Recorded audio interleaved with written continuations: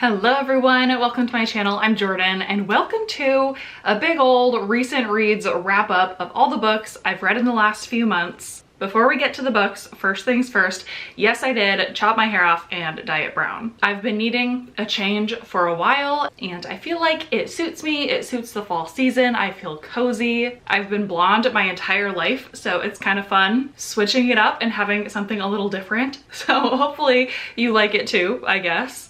And just so you know, I am in the middle of filming a reading vlog in which I do take you along with me to the salon for the whole dyeing process. So if that's something that interests you, along with seeing like the before and after footage, definitely stay tuned for that. All right, with that we can get into the video itself. So normally I am in the routine of filming monthly wrap-ups. Within those wrap-ups, I love to not only talk about the books that I read in the previous month, but also go through some stats and stuff about the books that I read. We're unfortunately not doing that today. I've just gotten too behind in the months where I didn't film wrap-ups. I would rather focus on just getting us caught up so that moving forward, I can get back into the wrap-up routine. I'm not gonna bore you with the explanation of why I've been kind of absent lately. In my previous vlogs and in upcoming vlogs, I will talk a lot more about my life and what's going on. This video is all about the books. So the few stats I will give you are the number of books that I read in each of the 3 months that I have missed. So in July, I finished 9 books, in August, I finished 7 books, and in September, I finished only 6 books, to make a total of 22 books within those 3 months. And then I can tell you my average rating for all 22 of those books was 3.05. To be completely honest with you, I don't feel like I've been in a full reading slump, though my quantity of books that I've been reading has been a little bit lower. I feel like I've been in more of a rating slump where I just have not been finding all-time favorite books lately. I haven't even been finding 5-star books lately. I do have a good number of 3-star and 4-star books that I would ultimately recommend to other people, and I did enjoy reading, but for some reason I haven't been loving it. So hopefully I can turn that around in the near future. But fair warning that in this video you are going to hear a lot of 3-star ratings. Kind of a combination of picking books that would never work for me, but then also just the headspace I've been in lately is not the most conducive to really diving in, digesting, and loving books. And sometimes that's just how it is. So some of those 22 books I have already featured in other videos, reading vlogs, book discussions. So I'll cover them really quickly. First was my Summerween reading vlog where I read 2 books. They also happened to both be books that I joined other people's book club discussions for. So there's all kinds of content out there related to my feelings on these books. The first one I read in that video is The Last Murder at the End of the World by Stuart Turton. This is a sci-fi murder mystery type book. I read it for the Libronauts book club, which is held by Elise, here on YouTube known as Literally Elise. I will link that live show discussion down below in case you'd like to watch it, as well as the Summerween reading vlog where I talk about my in-depth kind of thoughts and feelings. Ultimately, I ended up giving this book 3 stars. The other book I read in that video is Middle of the Night by Riley Sager. I'm actually lending my copy of the book to my mom, so I don't have it physically with me. But for this book, I also joined Jess's channel, Reading with Jess. Her book club is called Sleep When I'm Dead. I've joined her book club a number of times in the past and was so excited to join for this Riley Sager book because not only was it me, but it was the entire Fab Five all together discussing our thoughts. Again, yes, I will link it below along with referencing that reading vlog where I talk about my in-depth thoughts and feelings, but I gave this one also 3 stars. Then I did also manage to post a book of the month reading vlog where I attempted to read 4 books. I only ended up finishing 2 of them and I DNF'd the other 2. The 2 books that I finished are firstly One Star Romance by Laura Hankin. This is a contemporary romance that follows this author who falls in love with this guy who gave her book a 1-star rating on Goodreads, which is hilarious. I gave this book 3 stars and you can watch that reading vlog to find out exactly why. The other book I finished in that reading vlog is The God of the Woods by Liz Moore. This was a book I was really excited to read. It's been very buzzy this year. I have enjoyed one of Liz Moore's books in the past, so I was really hoping this one would work for me. It is a historical mystery book set at a summer camp. And I'm happy to say I did enjoy it. It's not a new favorite, but I did give it 4 stars, so I'm happy it lived up to some of that hype for me and internal, expectations. So close to a 5-star, but unfortunately just not quite. But I was happy to have enjoyed this in that reading vlog. And then the two books that I DNF'd as part of that reading vlog, the first one is Not in Love by Ali Hazelwood. I have loved Ali Hazelwood's books in the past. I love her STEM-focused contemporary romances. This one, however, is a little bit different, and she even says that herself in an author's note at the beginning of this book.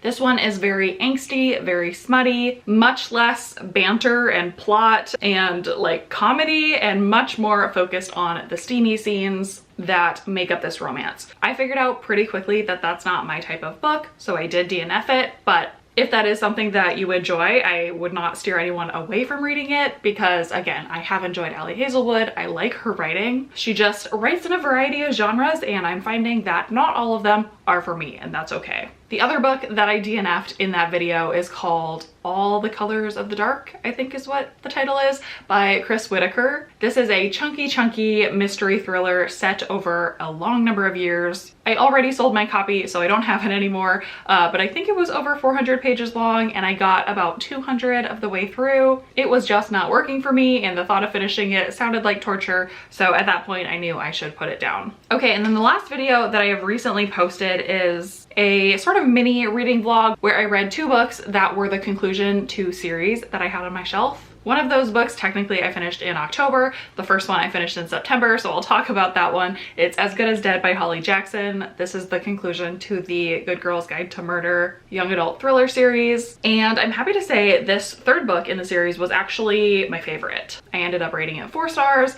Again, I talk a lot more about why in that video, but that felt good not only to close out that series, but also to end it on a high note. Okay, and now we can get into all of the books that I have not yet talked about in videos. The sort of good news is that a lot of these books are kind of grouped and paired into what should have been reading vlogs. I was just not in a mental state or phase of life that was conducive to editing and posting these reading vlogs, but I did read the books, specifically for my July and August arcs, which I request and read through NetGalley. I do have a whole series on my channel reading NetGalley arcs, typically on a monthly basis. This is going to have to stand in for that because I didn't film any real-time updates about reading these books, but I did read them and I did write down and submit my reviews, so I have a lot of my real-time thoughts documented. So let's go through them here. Let's start with my July arcs that I read back within the month of July. I finished 5 books that published in July. The first is called The Widow on Dwyer Court by Lisa Kusel. This is actually a book where the author reached out to me via email and pitched her book to me, told me she thought I might enjoy it, and asked if I would be willing to request and review it. I said yes, so I went ahead and requested it on NetGalley, so that is how I read it. And again, I submitted my review through NetGalley officially. So while it did go through all of the normal ARC review processes, I do think it's worth noting that I did speak to this author via email. She was very nice. This book has a very interesting pitch. It's kind of a suburban drama with a little bit of mystery thriller that kind of comes in at the end, but for the most part, it's really a character study. You're following this suburban neighborhood. Think like Leanne Moriarty type vibes. And we mainly follow this couple who, the woman in the couple is an author. She's a romance author, and she gets the ideas for her books from her husband, who goes on work trips and has affairs with other women and then comes back and tells his wife about it. So they do not have an intimate relationship, like actually in the bedroom. They just talk about what he does on his own. She writes about it. Very interesting dynamic to read about. And then what ends up happening is someone moves in their neighborhood, and she is a woman who is a widow. So her husband has passed away. She has a daughter. This couple has a daughter. The daughters end up being friends. So the parents kind of get to know each other, and just interesting things unfold. This is admittedly not my favorite type of mystery thriller or book in general. I a lot of times have a lot of problems with domestic thrillers feeling like they're all the same.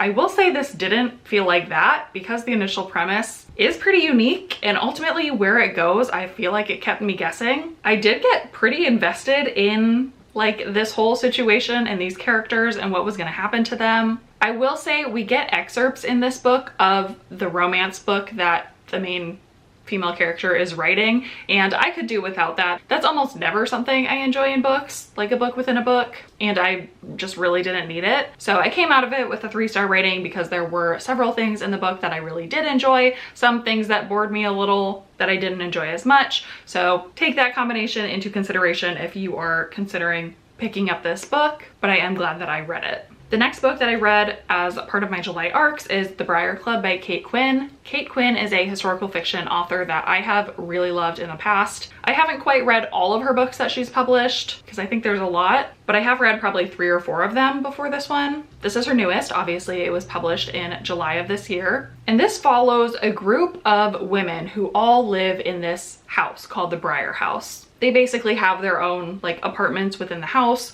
When they first join, they don't know each other, but over time they get to know each other. They end up having like weekly dinners together where they all kind of spill the tea, share the gossip. They all come from very different places. They're all different ages and demographics. And the way the book is told is you get each of their points of view in each of the chapters to learn about their history and what their situation is right now.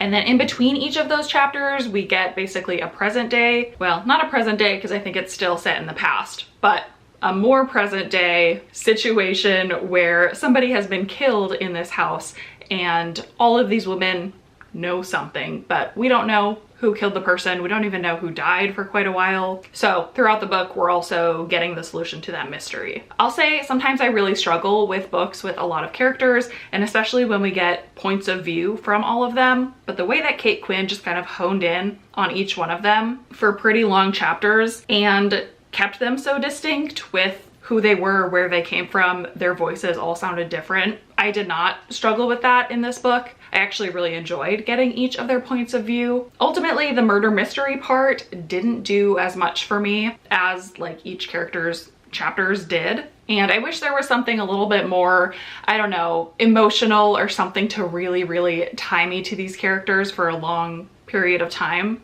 I do think Kate Quinn is really good at writing emotional books, but this is one of the least emotional that I've read. So I, again, unfortunately gave it 3 stars, which feels a little bit like a disappointment because of how much I've enjoyed her in the past. But at the same time, I do look back on this book with fond memories. I had a good reading experience, and I ultimately would recommend it to anyone else who is a historical fiction fan, who likes women's stories, and who has enjoyed other Kate Quinn books. Alrighty, next in my July arcs was Not Another Love Song by Julie Soto. I was so excited to read this book.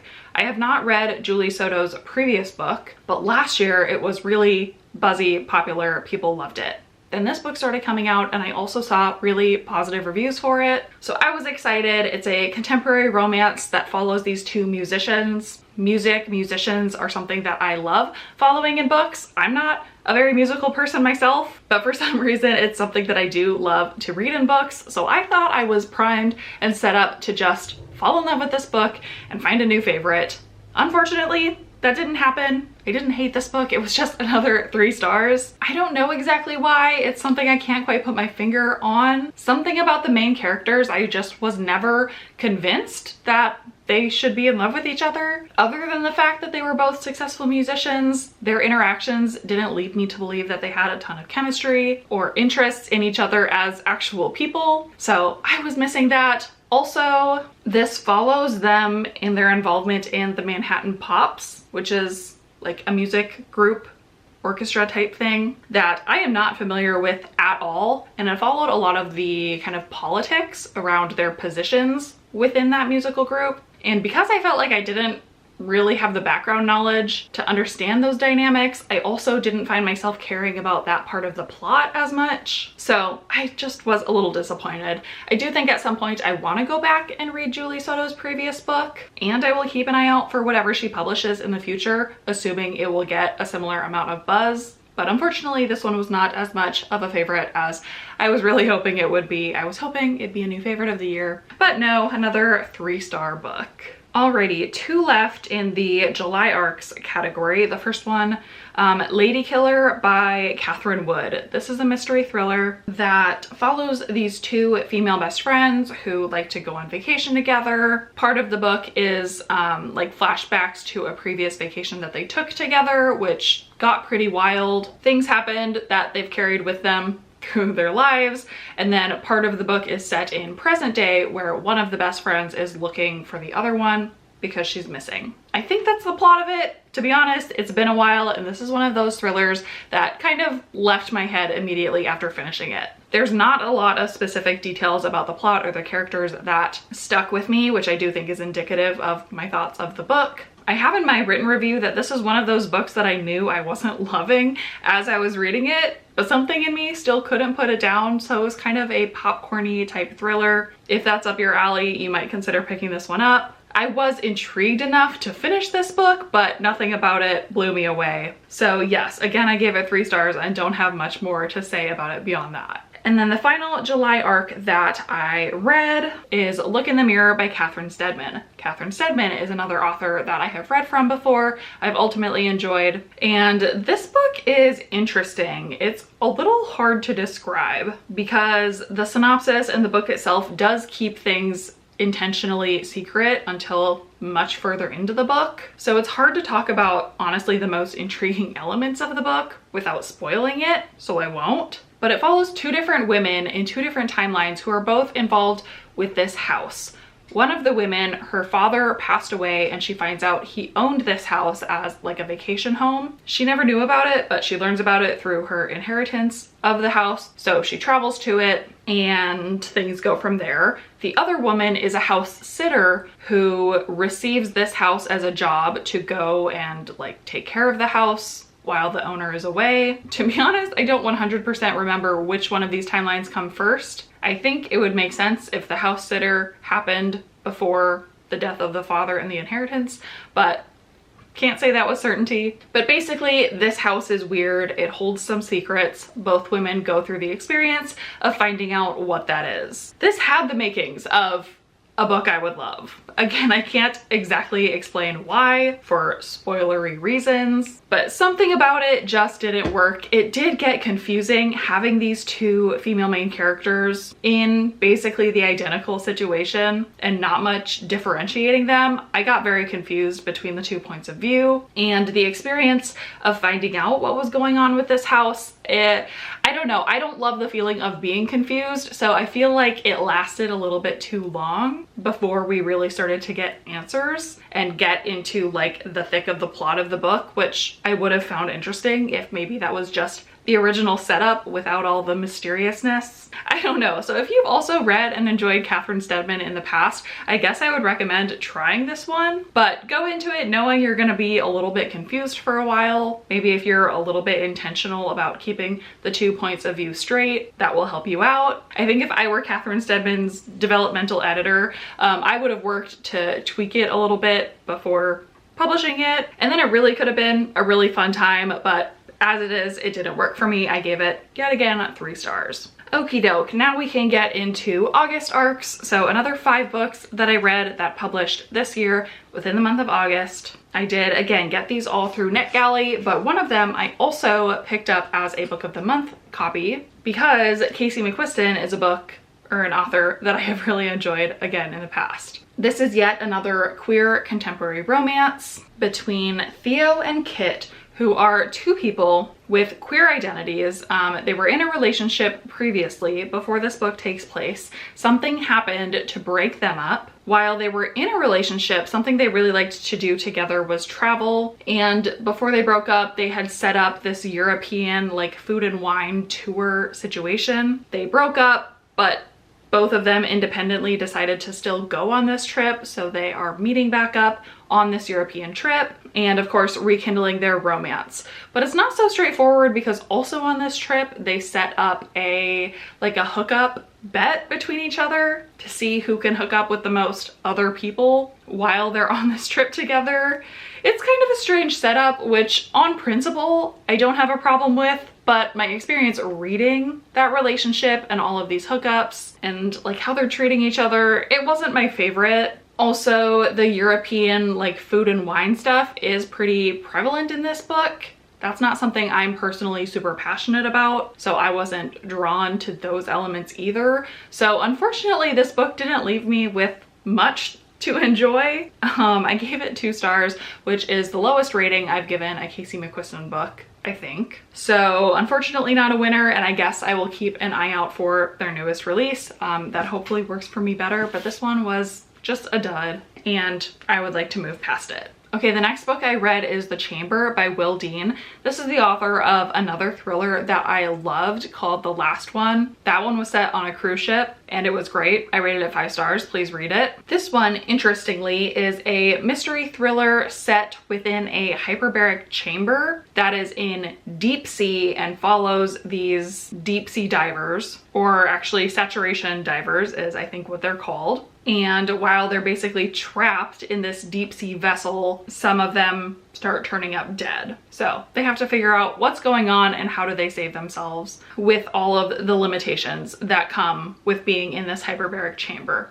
What a fun setup. It felt very similar to a space book for me, which I just love learning about the science related to it. In this case, there was a ton of new like terminology and things related to their diving processes that I loved learning about. I feel like Will Dean did a great job explaining all of it. There was like a glossary at the beginning of the book explaining some key terms that us normal people wouldn't know if we're not involved in the saturation diving world, which I am so not, but I loved learning about it. I also loved that a lot of this book focused on like the normal things that go wrong within a mission like this that they just have to solve with their resources, with their expertise. Again, similar to space books. Like The Martian, for example, is that very like, have a problem, fix it with science. Have a problem, fix it with science. There was some of that in here. Unfortunately, the book then got to a point where it was less about like the present day problems and it was more about these characters'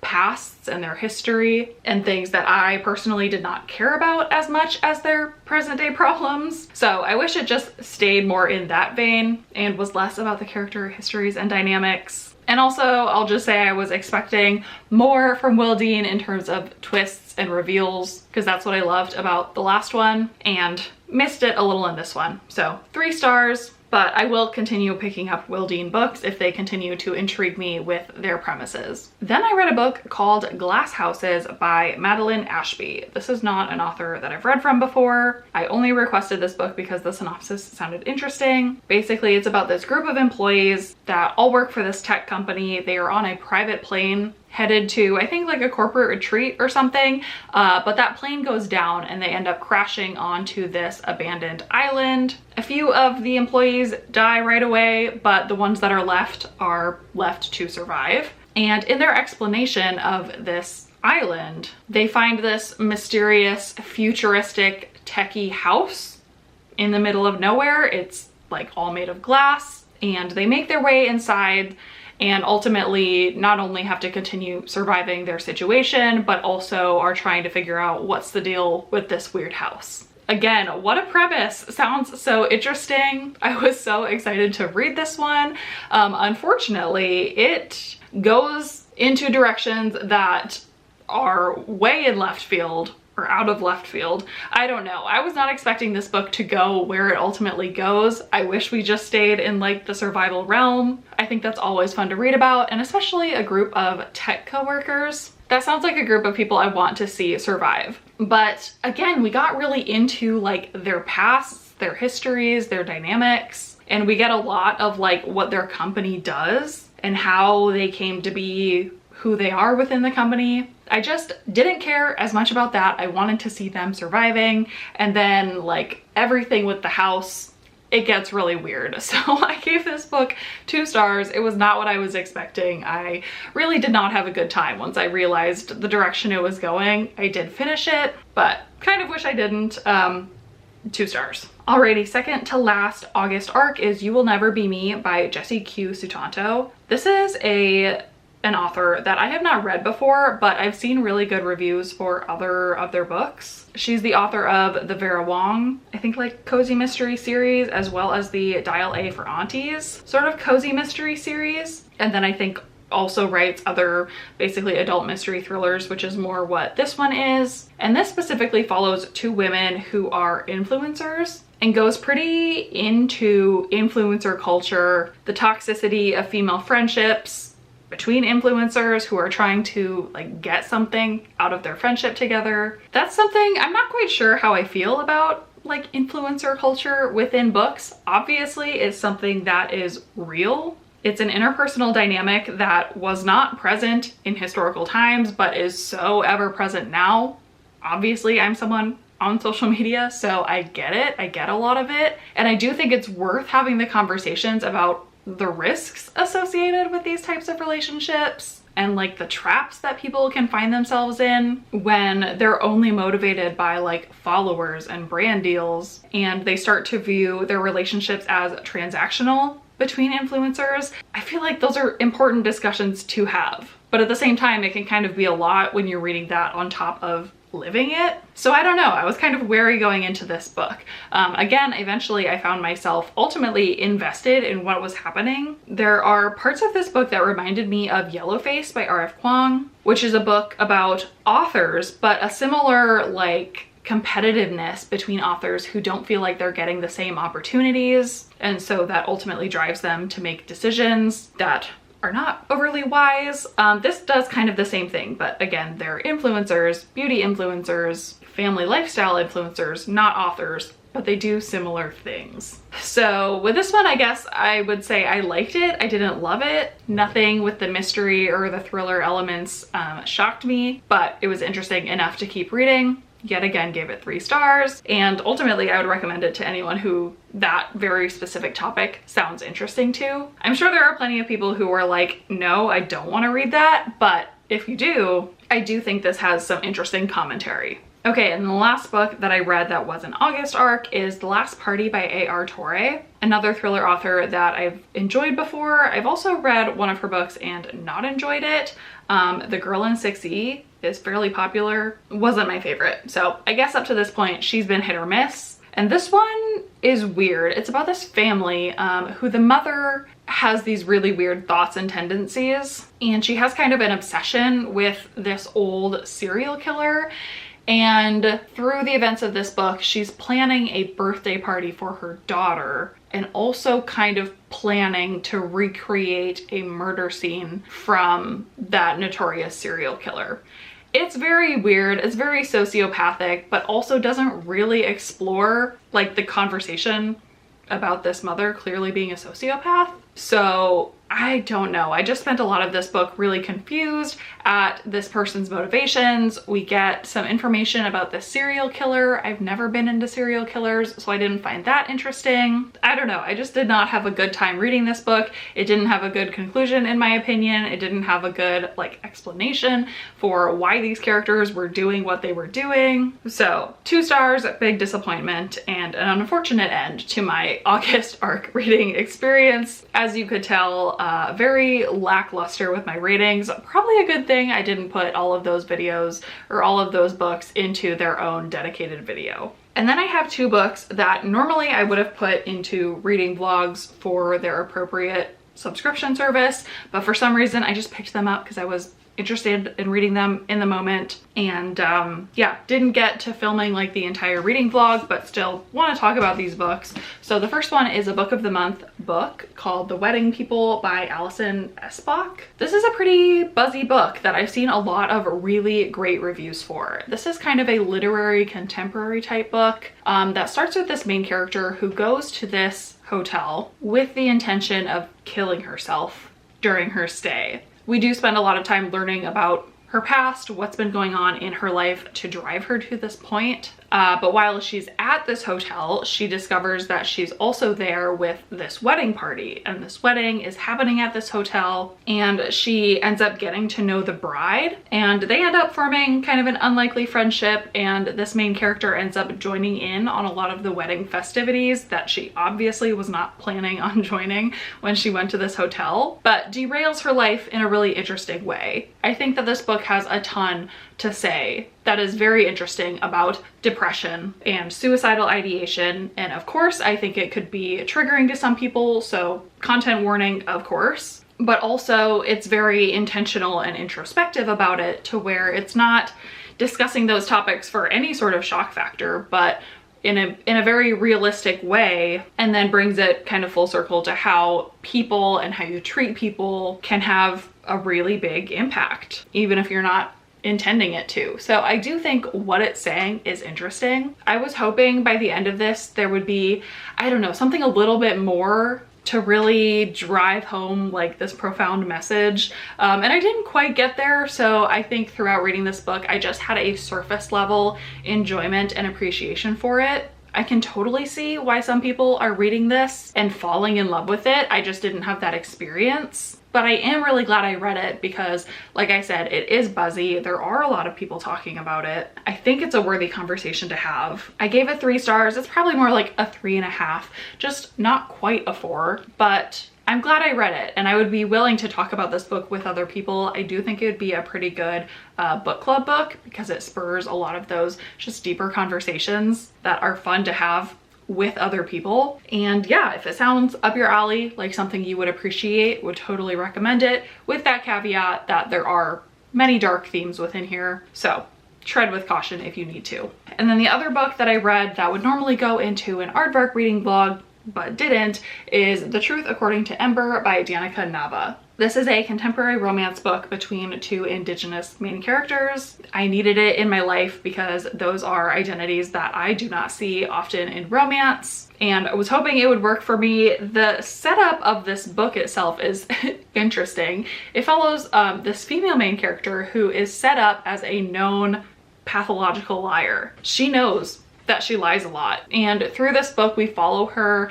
getting into a new career, which she only gets because she like lies on her resume, lies about her identity, but she's weirdly rewarded despite all of these lies that she's telling. So we follow her through that, and then this guy that she meets is a co-worker at that company that she joins. This one for me, again, was good, not great. I had a good time reading it. The main character was not someone that I could really relate to. While I usually do like workplace romances and I like reading about people navigating a career, so much of this was just unrealistic and not how it would actually happen that it was a little bit hard to look past that. But it was fine. It was kind of your standard light fluffy workplace romance. Nothing too deep or emotional for me to latch onto, which I missed. So I gave it 3 stars. Ultimately glad I read it, but not much more to say. All right, we are nearing the end, my friends. I only have 5 books left to talk about, and all of these are books I just picked up on a whim, no theme to them, have not been featured in videos. So we're gonna wrap it up with the randoms. So the first 2 books in this category are books 2 and 3 in the Wayward Pines series by Blake Crouch. So the second book is called Wayward. The first book is called Pines. I don't know why the first book is called Pines. The second book is called Wayward.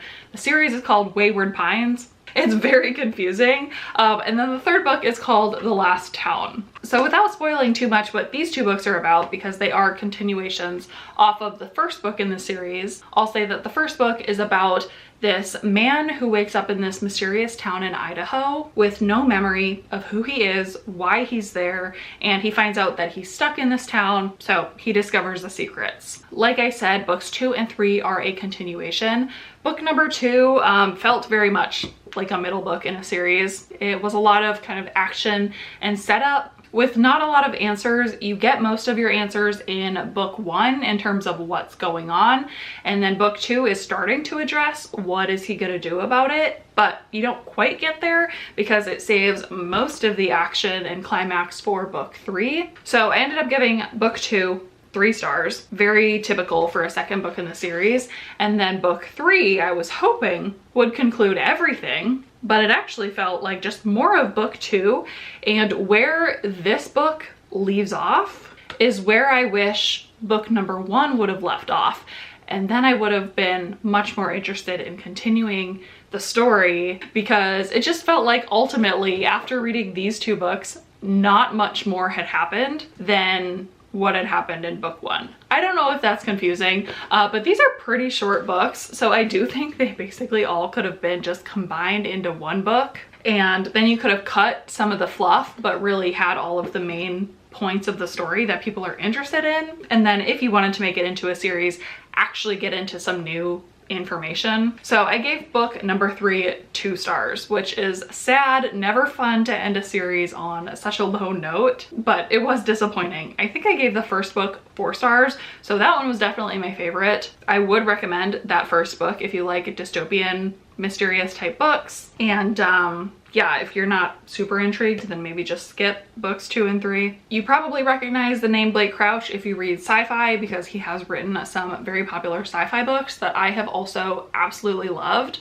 And I think I'm glad and I'm hoping he continues to stick with sci-fi going forward. This is a bit of an older series. It's more dystopian, like I said. I don't think it was as strong as the sci-fi books. So I will continue to pick up his sci-fi. I will be wary to pick up anything else that is more in this dystopian realm. Then we have 3 books that I read as audiobooks. I basically just picked these up on a whim as I had time to read. I didn't really have, again, the brain space or capacity to be focusing on reading blogs, so I needed some quick hitter books to just pass some time, and these all hit the spot. So first we have The Truths We Hold by Kamala Harris. No, I will not get political on you. I'm just gonna say Kamala Harris is someone who, when she became the presidential nominee for the Democratic ticket, I, along with many other people, had the thought of like, I would like to know more about her. And I found out that she had written this memoir. It is from a while ago. It was written in 2019 or published in 2019. And so when we're comparing it to like who she is present day and using it to determine where you stand politically and who you're going to vote for example, I don't think it's the only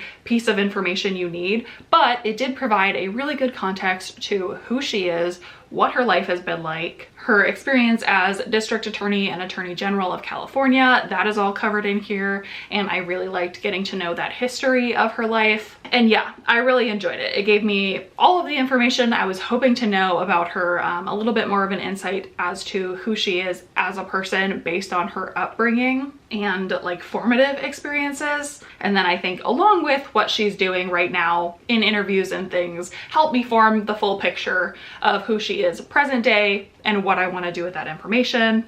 Informed voting is something I've definitely become very passionate about, so I am happy to do this kind of extra work to get to know the candidate that I would like to vote for. And that's all I will say about that, but I gave it 4 stars. It gave me everything I wanted, and I'm really, really glad that I read it. Then I read a book called New Nigeria County by Claire Brown, which was offered to me through Libro FM. And this was just like a super short audiobook, kind of like a short story. And it was so entertaining. I picked it up completely on a whim because it's short, and it basically follows this society where literally everything about our society today is flipped on its head and is the opposite. So women are the typical breadwinners of the family. People of color are more predominantly the people in power. Queerness is celebrated. It is kind of a utopia in that way, just because it flips misogyny, racism, homophobia, all of that on its heads, and it just explores what that would be like. This was a really fun audiobook because it is full cast narration, so you've got lots of different voices coming in and kind of playing out that story. Apparently Claire Brown is a social media person. I think she does like skits on TikTok, and I think this was born out of one of her skits that she does. I do not know who she is. I don't follow her. I've never seen her before. Again, I was only intrigued by this book through Libro FM and their advanced listener copy influencer program. I had a great time with it. I gave it 4 stars. It's totally worth the short listen that it is. It looks like I wrote down that it's 3.5 hours total. And of course, if you increase the speed, you can get through it even faster than that. I don't know. It was great. Some great little nuggets that I wrote down in my review is that they say, "Oh my goddess," instead of "Oh my God," like as their exclamation of choice. And then in the high schools, instead of having prom king and queen, they have queen and boy queen, which is just so fun. So really enjoyed it, 4 stars. And then last but not least, similarly, I read Genderqueer by Maya Kobabe. Not sure about that last name pronunciation. And I listened to this as an audiobook, which is interesting because originally this was published as a graphic novel. So it's a little bit strange that a graphic novel was pulled into audio format, but it was created as another full cast narration audiobook, and also had things like sound effects and things added in, so it actually made it like a graphic audiobook. Graphic novel, graphic audiobook. You know what I'm getting at. Again, this was offered through Libro FM and it was a really quick listen, so I decided to just give it a try while I think I was on a flight. I just flew through this one, and it is a memoir, so actually not graphic novel, graphic memoir and graphic audiobook memoir about this author's life, who is non-binary and asexual. They use pronouns er, which are not pronouns that I'm super familiar with, so I appreciated how they went into how those pronouns were determined appropriate for him. But yeah, it explores their gender and sexual identities, and was just a nice kind of piece of exposure to these types of identities, continuing the conversation of acceptance and allowing people to do their own introspection into who they are as people and their identities, and definitely would recommend it. Again, as a nice quick listen, I gave it 4 stars. So with that, those are all of the books that I have read over the last 3 months. Like I said, I'm hoping to just get back into the swing of things and be able to keep up with monthly wrap-ups going forward. Also actually producing the reading vlogs that I want to, so that I have fewer books to wrap up in wrap-ups. It's all part of the plan. We'll see how it goes, but thank you for joining me for this journey. Please let me know if you have read any of the books that I talked about and what your thoughts were, or if you haven't read them, did I convince you to pick any of them up or not pick them up based on my ratings and reviews? And other than that, I don't think I have anything else. So thank you so much for watching this video, and I will see you in my next one.